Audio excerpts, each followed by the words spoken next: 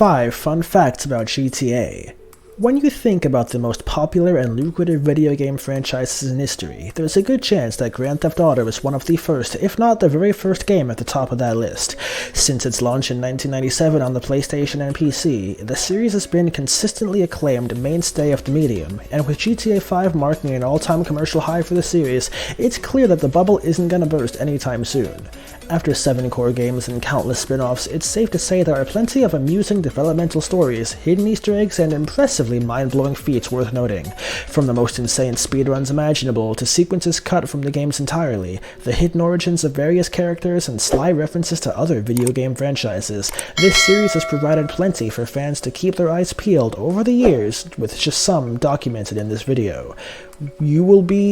Some will alter how you view a specific game or character, whereas others are merely fascinating moments to Rockstar's insane level of commitment to creating such immersive, living, breathing worlds. Here are 5 mind-blowing facts you never knew about Grand Theft Auto. Number 1. It's possible to beat Vice City in under an hour. Though the involved, sprawling nature of Grand Theft Auto might not suggest it, there's a large community of gamers committed to speedrunning these games, intent on finishing them in the quickest time possible. While the world record for GTA 4 and GTA 5 are 5 hours and 7 hours, the 3D universe has been clocked at some mind-bogglingly fast paces. GTA 6, for example, has been beaten in just under 71 minutes, but the most impressive record is held by player Phil Maj-Raz, who's managing to beat Vice City in just 57 minutes. Watching the run is like observing any master of their craft at the top of their game. The player exploits glitches to finish missions quicker and appears to know pretty much every nook and cranny which could possibly get them through the game as fast as possible. It's stunning to watch and certainly one of the most impressive speedruns of any major video game out there. Number 2. GTA 5 features over 1,000 uses of the F-word and the C-word. The GTA series is of course not all averse to foul language, as it's employed to represent the nature of various gangsters you both meet and play as throughout the games. It would be dishonest if GTA were any other way, and the latest core game, GTA 5, took it to the biggest extreme yet.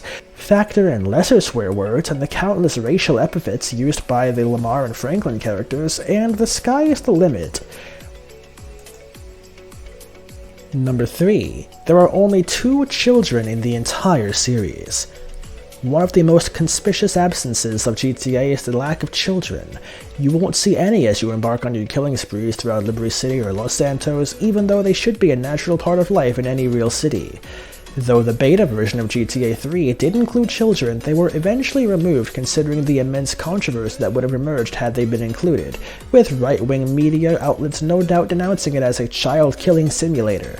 As such, kids have also been kept out of most GTA stories for the most part, with 2 minor exceptions.